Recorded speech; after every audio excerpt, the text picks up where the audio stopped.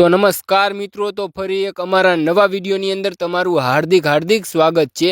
તો મિત્રો આપણે આજના વિડીયોની વાત કરીએ ને તો અત્યારે ખુશી ઠાકોરના ઘણા બધા લોકો વિડીયો વાયરલ કરી રહ્યા છે, પરંતુ મિત્રો એવી રીતે કોઈ બેન દીકરીના વિડીયો વાયરલ ન કરાય અને જેને એ વિડીયો વાયરલ કર્યા છે ને એના ઉપર કડકમાં કડક કાર્યવાહી થાય।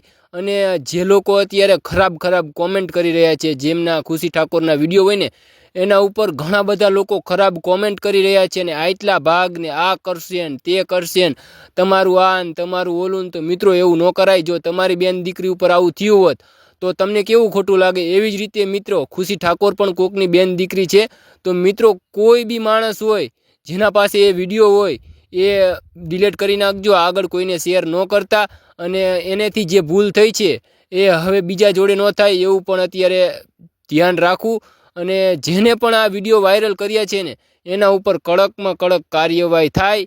અને મિત્રો જેને પણ આ વિડીયો જડ્યા છે, જેને પણ મોકલ્યા છે એને પણ આ વિડીયો ડિલીટ કરી નાખવા જોઈએ, આગળ ન મોકલવા જોઈએ। કેમ કે આવી રીતે કોઈની આબરૂ ઉપર હાથ ન નખાય, આવી રીતે કોઈની આબરૂ ન લેવાય।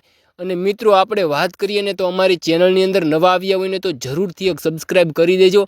અને લાઇક ન કરો ને તો ચાલશે, પણ કોમેન્ટની અંદર જય દ્વારકાધીશ જરૂરથી લખી દેજો। અને જય દ્વારકાધીશ લખવાથી તમારું કાંઈ નથી લૂંટી જવાનું, અને જય દ્વારકાધીશ લખવામાં 1 મિનિટનો પણ સમય નથી લાગતો। તો કોમેન્ટની અંદર જય દ્વારકાધીશ જરૂરથી લખી દેજો।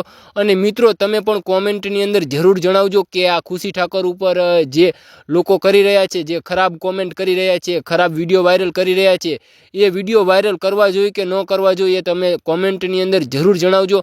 અને મારું માનો તો આવી રીતે કોઈને હેરાન ન કરાય, આવી રીતે કોઈના વિડીયો વાયરલ ન કરાય અને ખરાબ કોમેન્ટ પણ ન કરાય।